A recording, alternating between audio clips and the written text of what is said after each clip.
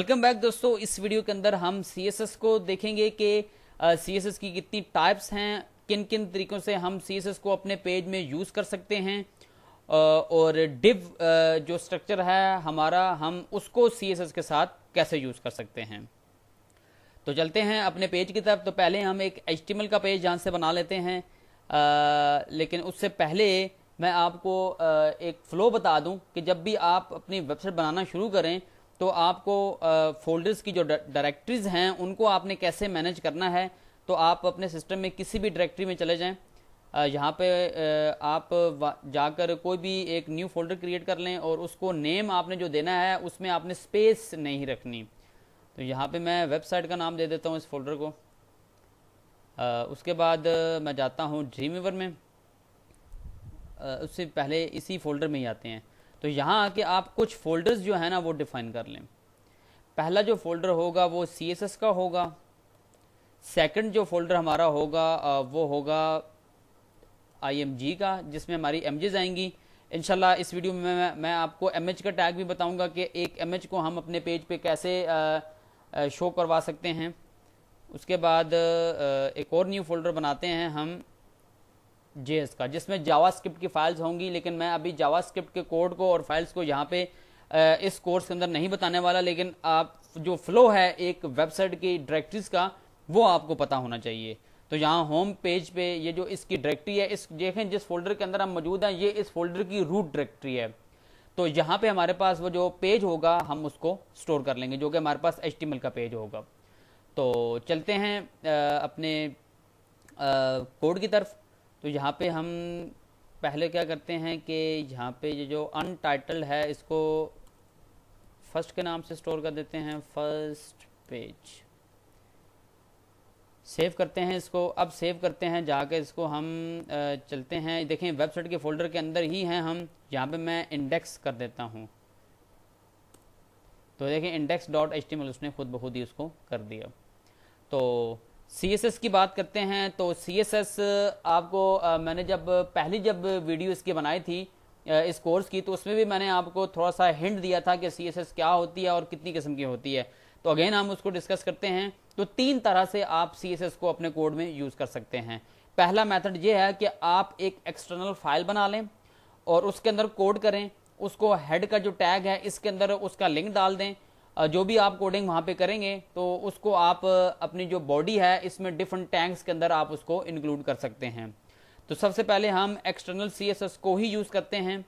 तो पहले हम एक फ़ाइल बना लेते हैं। यहाँ पे हम न्यू में जाते हैं, हम एक CSS की फ़ाइल यहाँ पे क्रिएट करते हैं, इसको स्टोर कर लेते हैं। वही जो वेबसाइट का फोल्डर था उसमें CSS के फोल्डर में जाके हम इसको स्टोर करते हैं और इसको नाम दे देते हैं हम स्टाइल का।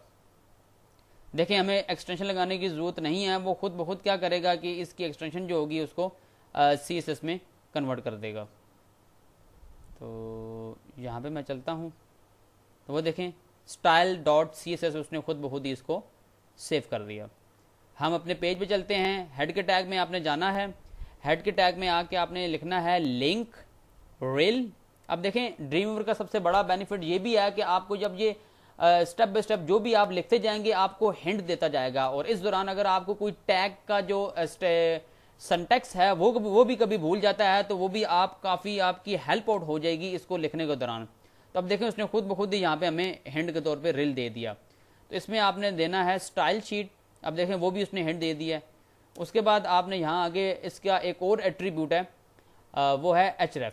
आपने बताना है कि वो फाइल कहाँ पे पड़ी हुई है। तो वो इसी जहाँ पे ये पेज पड़ा हुआ है यहाँ पे एक फोल्डर है CSS का, और CSS के फोल्डर के अंदर स्टाइल की शीट पड़ी हुई है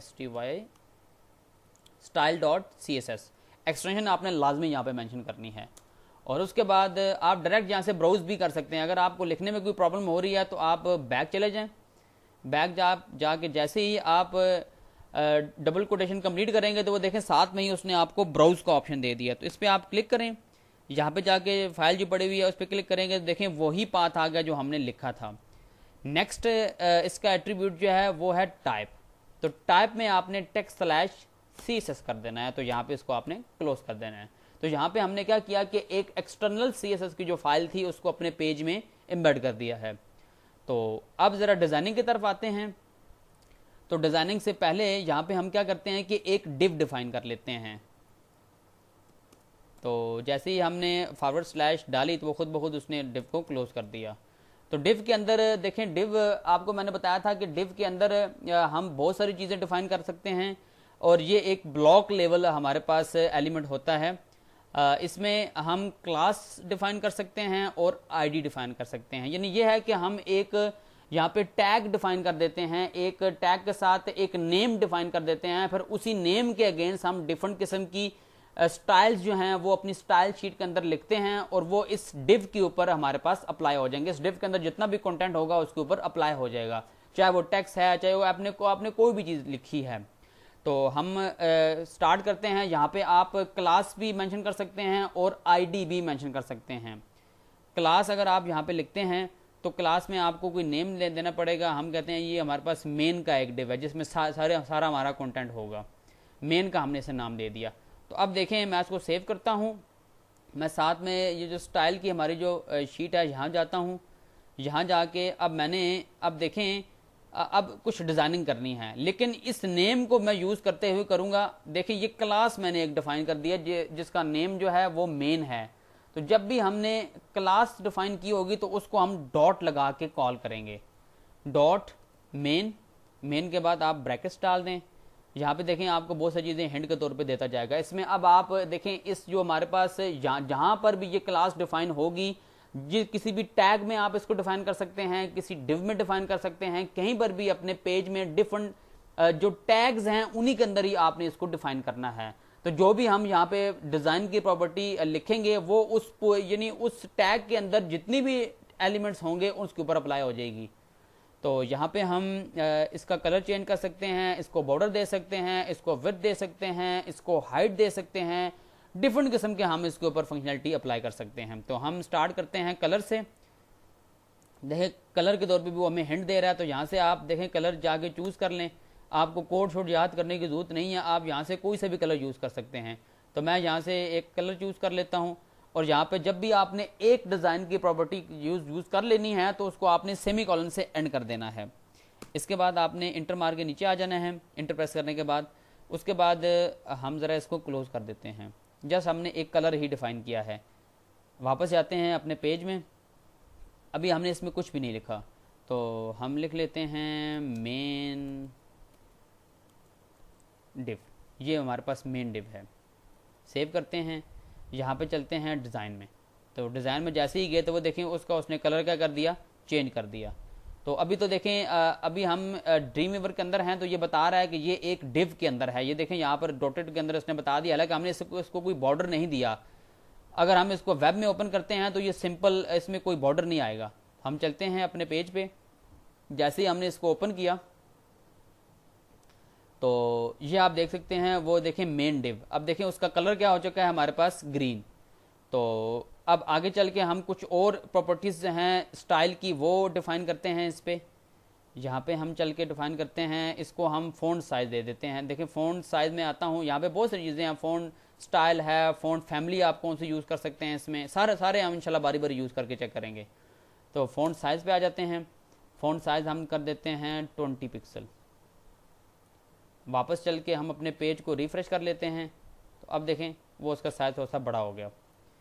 तो हम यूँ भी कर सकते हैं कि हम अपने मेन पेज में जाके अगर हम इसको H1 के अंदर लिख दें तो अब देखें वो जो डिज़ाइन की प्रॉपर्टी हमने ऊपर लिखी है वो इस H के टैग के ऊपर भी अप्लाई हो जाएगी, क्योंकि ये जो H1 है ये एक डिव के अंदर है जिसको हमने क्लास दी है मेन की।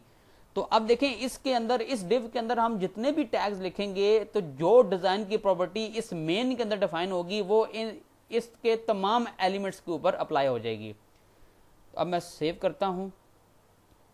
तो अब जरा देखिएगा ये हेडिंग 1 बन जाएगी, लेकिन उसका कलर क्या हो जाएगा, ग्रीन। तो वापस चलते हैं यहाँ पे हम क्या करते हैं, इसके अलावा हम इसको बॉर्डर दे सकते हैं।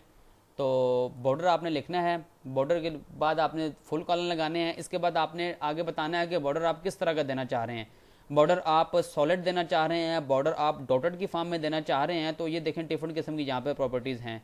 डॉटेड भी दे सकते हैं, डैश में भी दे सकते हैं। तो यहाँ सॉलिड ज़्यादातर यूज़ होता है, जिससे हमें शार्प किस्म का उसका एज आता है सामने। स्पेस आपने प्रेस करनी है, देनी है, उसके बाद आप यहाँ से कलर चूज़ कर लें। तो मैं ब्लैक कलर का कोई बॉर्डर यहाँ से साइन कर देता हूँ, इसको सेव करता हूँ, जाके अपने पेज को रिफ़्रेश करता हूँ। तो ये देखें उसने क्या किया जी कि बॉर्डर दे दिया। तो अब देखें यहाँ पे हमने किसी किस्म की ना तो उसको कोई विड्थ दी है और ना ही कोई हाइट दी है। हाइट याद रखिएगा, हमेशा जो भी एलिमेंट, जो भी हमारे पास से डिव होगा, टैग होगा, वो ऑटो उसकी एडजस्ट करेगा, हमें हाइट देने की जरूरत नहीं पड़ती। हाइट हमें हमेशा कंटेंट के हवाले से खुद ब खुद एडजस्ट होती है, लेकिन हमें विड्थ देनी पड़ती है। अगर हम विड्थ नहीं देंगे तो ये जितनी बड़ी स्क्रीन होगी उसी के लिहाज से ये उतना बड़ा हो जाएगा। तो विड्थ लाजमी है, तो जो हम इसको विथ भी दे देते हैं, जो स्टैंडर्ड विथ है। अभी देखें हमने H1 यूज़ किया है ना, तो H1 में बाय डिफ़ॉल्ट इसने ऊपर से भी कुछ ये बेसिकली देखें जो अंदर से इसकी स्पेसिंग आ रही है ना, ये बेसिकली पैडिंग होती है। तो मैं इसके बारे में भी आपको बताऊंगा ये पैडिंग क्या चीज़ होती है। तो ये इंटरनल क्या होगा कि स्पेसिंग मिल गई है टेक्स्ट को टॉप और बॉटम से। हम ज़रा H1 को रिमूव करते हैं ताकि आपको पता चल सके। इंशाल्लाह इसको हम बाद में डिफाइन करेंगे। हम जस्ट यहाँ पे मेन डिव लिख देते हैं। तो अब ज़रा जाके हम अपने पेज को रिफ़्रेश करते हैं, तो देखिएगा ज़रा इसकी जो टॉप और बॉटम से जो पैडिंग आ रही थी वो रिमूव हो जाएगी। तो यहाँ पे अब देखें ये चीज़ होगी। अब हम चलते हैं इसकी विड्थ जो है इस डिव की हम डिफ़ाइन कर लेते हैं। तो विड्थ हमेशा याद रखिएगा कि जो स्टैंडर्ड विड्थ होती है वो 980 पिक्सल की होती है। तो विड्थ हम इसको दे देते हैं 980 पिक्सल। तो अब देखिएगा ये क्या हो जाएगा, इसकी 980 पिक्सल हो जाएगी। लेकिन अब देखें ये बिल्कुल एक साइड पे आ रहा है, हम चाहते हैं कि ये बिल्कुल सेंटर में आ जाए। तो इसके लिए एक प्रॉपर्टी यूज़ होती है मार्जिन की। लेकिन पहले मैं आपको मार्जिन के बारे में बता दूं कि हम मार्जिन कैसे यूज़ कर सकते हैं। तो मार्जिन जो है, मार्जिन आप लिखेंगे, अगर आप सिंपल मार्जिन लिखते हैं तो वो टॉप से, बॉटम से, राइट से, लेफ्ट से, सब जगहों पे ये जो हम आगे नंबर एंटर करेंगे वो उसको अप्लाई कर देगा। मैं कहता हूँ 10 पिक्सल का, तो वो चारों तरफ से 10 पिक्सल का मार्जिन दे देगा। मैं एंटर प्रेस करता हूँ तो ये आप देखेंगे जैसे ही रिफ्रेश किया तो वो देखें उसने चारों तरफ से क्या किया है कि अब देखें बॉटम से हमें नहीं पता चल रहा है क्योंकि नीचे कोई भी डिव हमारे पास मौजूद नहीं है। तो इस तरीके से इसने कर दिया। अगर हम चाहते हैं कि हम स्पेसिफिक किसी जगह से मार्जिन देना चाह रहे हैं तो आप मार्जिन लिखें, मार्जिन डैश डालें, तो अब देखें वो आपको सारे ऑप्शन बता देगा। आप टॉप से देना चाह रहे हैं, आप बॉटम से देना चाह रहे हैं, आप लेफ्ट से देना चाह रहे हैं, या आप राइट से देना चाह रहे हैं। तो ये सारी चीज़ें यहाँ पे आपके पास डिफाइन हो जाएंगी, आप कहाँ से उसको मार्जिन देना चाह रहे हैं। तो ये आपको मार्जिन का तो समझ आ ही गया होगा। तो इसी के साथ अगर हम अपने पेज को सेंटर में लेके आना चाह रहे हैं तो यहाँ पे आप सिंपली मार्जिन 0 पिक्सल ऑटो का भी आप कर देते हैं, तो वो इस पूरे डिव को उठा के सेंटर में ले आएगा। देखिएगा अभी ये देखें मार्जिन हमारा, यानी ये पूरा हमारे पास पेज जो होगा वो सेंटर में आ जाएगा, जितना भी इसमें कंटेंट लिखा हुआ होगा। तो अब हम क्या करते हैं कि मार्जिन भी हो गया। अब ज़रा हम पैडिंग पे आते हैं। पैडिंग की बात करें तो सिंपल कभी मैं पैडिंग दूं तो वो भी सेम इसी तरीके से क्या करेगा कि इंटरनल, देखें जो हमने डिव ये डिफाइन किया था कि इसके इंटरनल साइड पे स्पेसिंग दे देगा। जो भी हम टेक्स्ट लिखेंगे पहले, उससे पहले टॉप, बॉटम, राइट, लेफ्ट से, अगर हम यहाँ पर भी लेफ्ट, राइट, बॉटम डिफाइन नहीं करते तो ये चारों तरफ से उसको पैडिंग दे देगा। मैं 10 पिक्सल की यहाँ पे लिखता हूँ, अभी आप देख लीजिएगा 10 पिक्सल मैंने जैसे ही लिखा, सेव किया, तो वो देखें चारों तरफ से इसने क्या किया है कि 10 पिक्सल का इसने पैडिंग दे दी है। तो इसी तरीके से आप पैडिंग को यूज़ कर सकते हैं। पैडिंग को भी आप यूज़ करने के लिए लेफ़्ट राइट कर सकते हैं, वो भी मैं आपको बता देता हूँ। पैडिंग आप लिखेंगे और पैडिंग के बाद आप डैश डालेंगे, तो उसके बाद एक मिनट ठहरें, ये देखें पैडिंग डैश डालेंगे, बॉटम भी दे दी उसने, लेफ्ट राइट, जहाँ से भी आप पैडिंग देना चाहते हैं अपने डिव को या अपने टैग को, तो आप दे सकते हैं। तो ये हमारे पास कुछ इनिशियल चीज़ें हैं, मार्जिन हो गया, पैडिंग हो गई। उसके बाद हम क्या करते हैं, ये कुछ चीज़ें थी जो मैंने अभी आपको बताई। इंशाल्लाह हम प्रॉपर वे में एक पूरा पेज बनाएंगे जब हम सिंपल जो बेसिक CSS के जो प्रॉपर्टीज़ हैं उसको सीखने के बाद। तो अभी तो ये हमारे पास कुछ हमने प्रॉपर्टीज़ डिफ़ाइन की हैं जो कि इनिशियली होती हैं, जो कि किसी भी पेज पे आपको नज़र आएंगी। तो ये देखें, ये जितनी भी मैंने प्रॉपर्टीज़ डिफ़ाइन की हैं ये एक एक्सटर्नल मैंने CSS को यूज़ करते हुए किया है। तो अब यही जो प्रॉपर्टीज़ हैं मैं क्या करता हूं कि इस फाइल को ऐड मैं अपने पास नहीं करता, मैं यहां से ये कॉपी करता हूं। कॉपी करने के बाद यहाँ पे जाता हूँ और यहाँ से जाके इसको मैं रिल को जो मैंने ऊपर ऐड की थी फाइल, इसको डिलीट करता हूँ। डिलीट कर दिया। डिलीट करने के बाद मैं जाकर अपने पेज को रिफ़्रेश करूँगा तो वो देखें वो वापस CSS इसमें से एंड हो चुकी है, कोई CSS इस पर अप्लाई नहीं हुई हुई। तो अब ज़रा मैं सेकंड जो वे है CSS को अप्लाई करने का वो है इंटरनल CSS। इंटरनल CSS में क्या होता है कि आप हेड के टैग के अंदर ही एक स्टाइल का टैग डिफाइन करते हैं। स्टाइल, और स्टाइल को आपने यहाँ पे क्लोज कर देना है। तो स्टाइल के टैग में आके आपने सेम वैसे ही क्या करना है,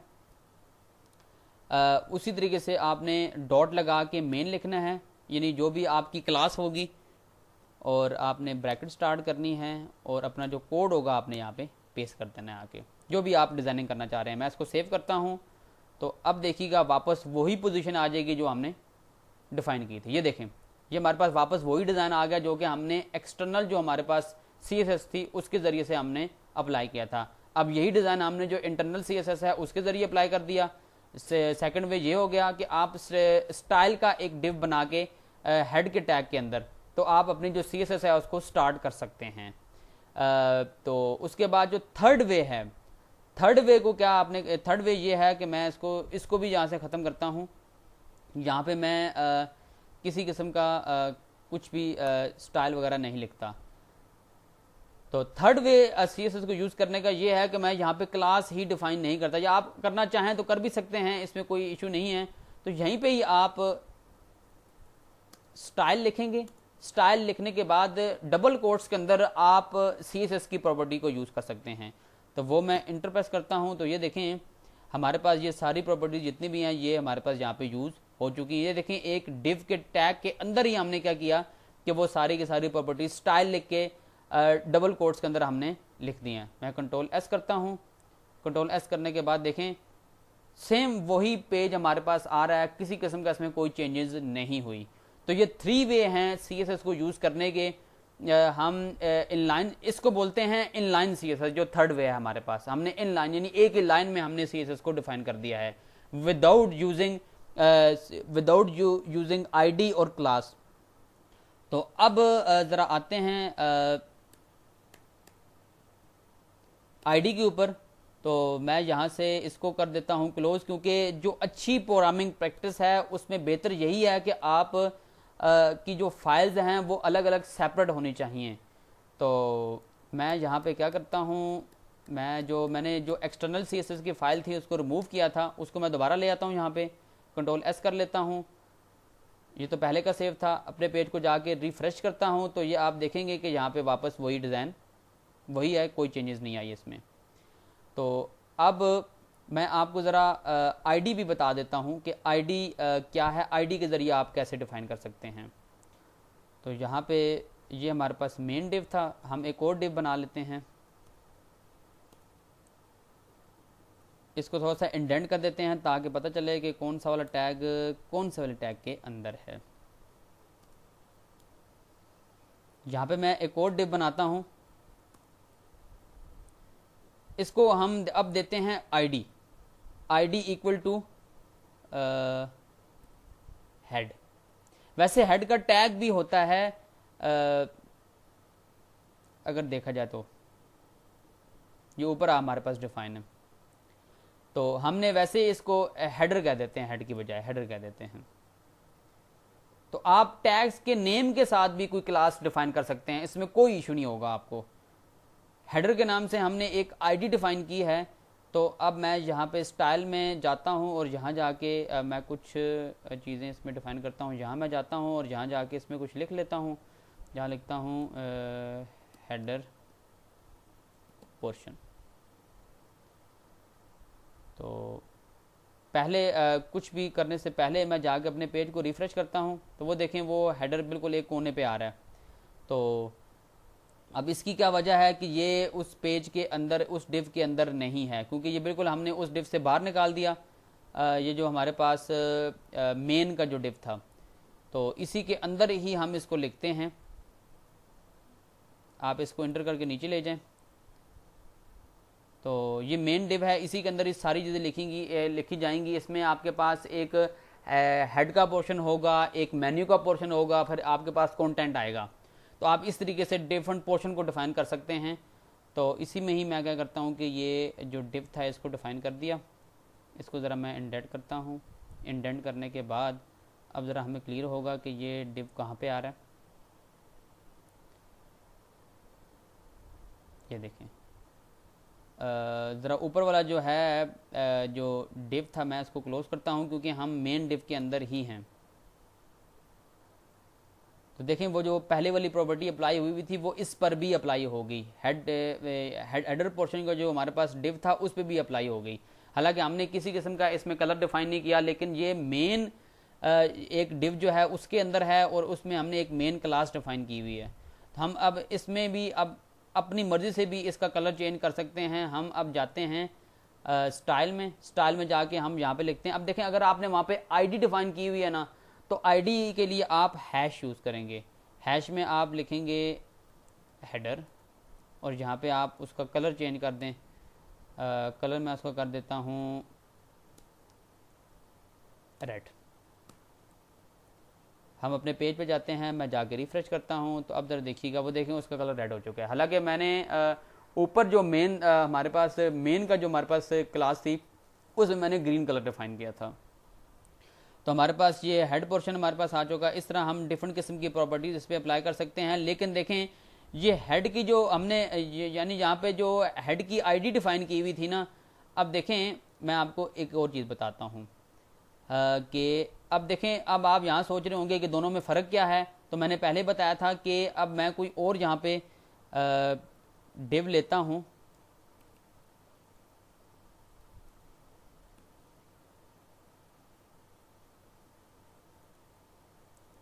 यहाँ पे मैं क्या करता हूँ कि इसको देखें, अगर मैं क्लास डिफाइन करता हूँ तो इसको अगर मैं मेन की क्लास डिफाइन करता हूँ तो भी ये चल जाएगी। यानी एक नेम की जो क्लास होगी उसको आप डिफरेंट डिव और डिफरेंट टैग्स के ऊपर अप्लाई कर सकते हैं। लेकिन जो आप अगर आपने कोई आईडी डिफाइन की हुई है तो आईडी स्पेसिफिक सिर्फ एक ही जो आपके पास डिव होगा या टैग होगा उसके ऊपर अप्लाई होगी। आप सेकंड टाइम उसको यूज नहीं कर सकते। इस नेम को आप सेकंड टाइम यूज नहीं कर सकते कि आप चाहें कि ये जो मैंने यहाँ पे जो इसकी डिजाइनिंग अप्लाई की है, जो कि इस वाले डिव पे मैंने अप्लाई की हुई है, ये मैं किसी और पे अप्लाई करना चाहता हूं और मैं डिजाइन दोबारा नहीं लिखना चाहता, तो आप इसको यूज नहीं कर सकेंगे। इसी वजह से बेहतर यही होता है कि आप क्लास यूज करें। मैं क्लास पर ही आपको प्रैक्टिस करवाऊंगा कि आपने क्लास को ही यूज करना है, क्योंकि बहुत सारी दफा ऐसा होगा कि हम एक अच्छी सी डिजाइन की क्लास बना लेंगे, तो उसको ही हम बारी बारी अपने यानी डिव्स होंगे, जो हमारे टैग्स होंगे, हम उनके अंदर उसको यूज़ करते जाएंगे। तो यहाँ पे अगेन मैं क्या करता हूँ कि यहाँ पर भी हम इसको आईडी के बजाय क्या करते हैं कि क्लास कर देते हैं। क्लास हेड की है, उसके बाद आप यहाँ पे क्लास कर दें मेन्यू। तो यहाँ पे आप बेशक लिख दें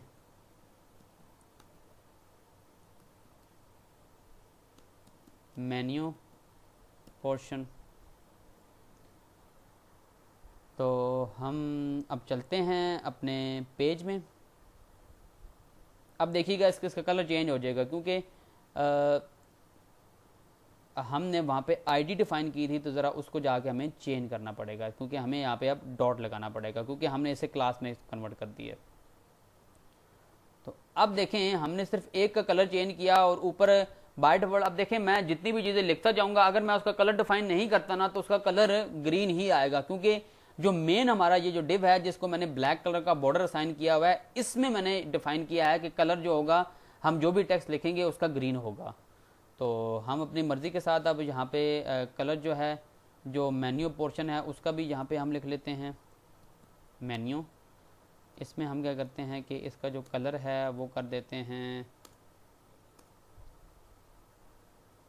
येलो। चलते हैं अपने पेज की तरफ।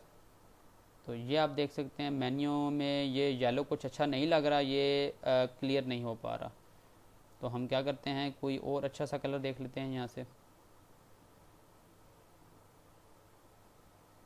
ये हम कलर ले लेते हैं, रिफ़्रेश करते हैं तो ये देखें ये इस तरह का आ गया। अब हम चाहते हैं कि साथ में हमारे पास एक कंटेंट का भी हो, तो हम यहीं से इसको कॉपी कर लेते हैं,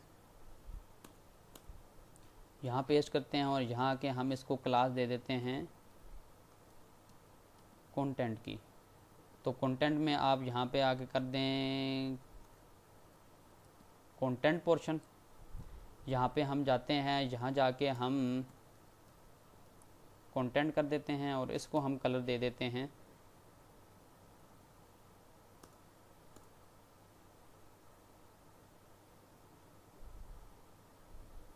इस तरह का कोई कलर दे देते हैं, साथ में ब्रैकेट क्लोज। अब ज़रा रिफ्रेश करते हैं तो वो देखें थर्ड हमारे पास ये इस तरह की चीज़ें आ चुकी हैं। अब ये तीनों हमारे पास डिव के अंदर हैं और ये एक मेन डिव के अंदर हैं। हम तीनों को बॉर्डर भी असाइन कर सकते हैं, हम तीनों को बारी बारी बॉर्डर असाइन करते हैं। तो यहाँ पे जो हेड का टैग है हम इसको बॉर्डर असाइन कर देते हैं, बॉर्डर सॉलिड। अब ज़रा सॉलिड लिख लिया, अब ज़रा और कोई बॉर्डर यूज़ करते हैं ताकि आपको क्लियर हो सके। तो डॉटेड में हम बॉर्डर यूज़ करते हैं, कलर इसका ले लेते हैं, यही कलर यूज़ कर लेते हैं जो कि इसकी थीम के साथ था, जो इसका कलर था वही ले लेते हैं हम यहाँ से। तो हेक्स में हम इसका ले लेंगे। सेकंड हम यहाँ से भी इसको कॉपी कर लेते हैं, यहाँ पे हम चलते हैं बॉर्डर सॉलिड की बजाय इसको करते हैं डैश में कर लेते हैं। तो डैश में आगे कलर डाल देंगे और लास्ट वाला जो है इसको हम करते हैं बॉर्डर, इसको सॉलिड ही रहने देते हैं और सॉलिड में जाके इसका जो कलर है #069 इसको कर देते हैं। कंट्रोल एस करते हैं। कंट्रोल एस करने के बाद हम पेज को रिफ्रेश करते हैं तो वो देखें डिफरेंट किस्म के जो बॉर्डर्स हैं वो हमारे पास आ चुके हैं। लास्ट वाला जो हमारे पास बॉर्डर है वो नहीं आया, तो उसको देख लेते हैं इसकी क्या वजह है। कंटेंट के पोर्शन पे हमें बॉर्डर सॉलिड नहीं अप्लाई हुआ, इसको देख लेते हैं इसकी क्या वजह है। ये कंटेंट हमने यहाँ पे बड़ा लिख दिया था, तो सॉरी इसको हम छोटा लिखते हैं। अब ज़रा सही तरीके से हमारे पास ये क्लियर होगा ये चीज़। ये देखें मुख्तलिफ किस्म के बॉर्डर्स आ चुके हैं हमारे पास। तो हम क्या कर लेते हैं कि यहाँ पर हम सब में ही एक काम करते हैं कि मार्जिन ले लेते हैं, मार्जिन टॉप से ले लेते हैं। टॉप से हम 10 पिक्सल का मार्जिन ले लेते हैं।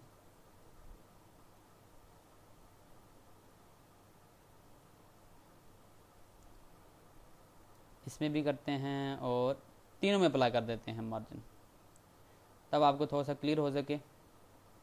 ये देखें अब ज़रा थोड़ा सा अच्छे तरीके से आपको क्लियर होगा। और इसी के साथ ही हम थोड़ी सी पैडिंग भी दे देते हैं ताकि थोड़ा सा हमें क्लियर हो सके। तो साथ में ही आप पैडिंग को भी यूज़ कर लें। पैडिंग हम 10 पिक्सल की सभी जगह दे देते हैं। यहाँ से हम कंट्रोल सी करते हैं, यहाँ से करते हैं और यहाँ पर भी पेस्ट कर देते हैं। हमने पैडिंग भी दे दी। अब जाके हम ज़रा अपने पेज को रिफ़्रेश करते हैं तो अब ज़रा देखें, अब ज़रा अच्छे व्यू में हमारे पास पेज यानी शो हो रहा है। तो इसी तरीके से आप डिफरेंट किस्म की बॉर्डर्स की प्रॉपर्टीज़ अप्लाई कर सकते हैं। आप मुख्तलिफ किस्म की कलर स्कीम अप्लाई कर सकते हैं, मुख्तलिफ किस्म की फ़ॉन्ट फैमिली अप्लाई कर सकते हैं। फ़ॉन्ट फैमिली हम ज़रा एक यहीं पे मेन में ही अप्लाई करते हैं तो वो देखिएगा सभी पे अप्लाई हो जाएगी। तो हम यहाँ पे फ़ॉन्ट फैमिली में आते हैं।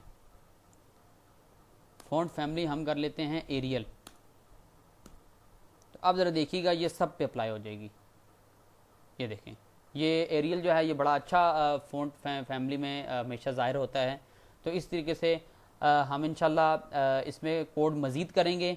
अभी तक मैं यहाँ पे इस वीडियो को क्लोज़ करूँगा, क्योंकि मेन चीज़ थी हमें पता चल सके कि CSS कितनी किस्म की है और उसको किस तरह हमने अपने कोड में यूज़ करना है। तो मैंने कुछ CSS की जो बेसिक चीज़ें थी वो मैंने आपको बता दी हैं। इंशाल्लाह हम नेक्स्ट मज़ीद इनके ऊपर प्रैक्टिस करेंगे। नेक्स्ट वीडियो से हम क्या करेंगे कि एक पेज कंप्लीट एक बनाएंगे, जिसके अंदर हम सारी चीज़ें ऐड करेंगे। हेड के अंदर हम डिफरेंट किस्म की जो इमेजेस हैं उनको ऐड करेंगे। मेन्यू बार के ऊपर भी इंशाल्लाह हम आएंगे और फिर हम कंटेंट किस तरह राइट कर सकते हैं। तो इसके बाद देखें एक फुटर का भी आता है, तो हम एक फुटर का पहले यहाँ पे हम एक काम कर लेते हैं कि एक फुटर का भी यहाँ पे हम एक बना लेते हैं ताकि नेक्स्ट टाइम हमें आसानी हो सके। तो यहाँ पे हम इसी को ही कॉपी करते हैं और नीचे आके पेस्ट कर देते हैं। यहाँ पे हम इसको कर देते हैं फुटर। तो फुटर में हम कलर इसका चेंज कर देते हैं, बाकी चीज़ें सारी वही रहेंगी इसकी। इसमें हम कलर दे देते हैं, इसको थोड़ा सा डार्क सा कलर हम इसको दे देते हैं और यही कलर हम कहते हैं कि इसका जो बॉर्डर है उसको भी यही कलर मिल जाए। तो अब हम जाते हैं अपने पीछे पेज पे और यहाँ जाके हम एक और डिव बना देते हैं फुटर के नाम से।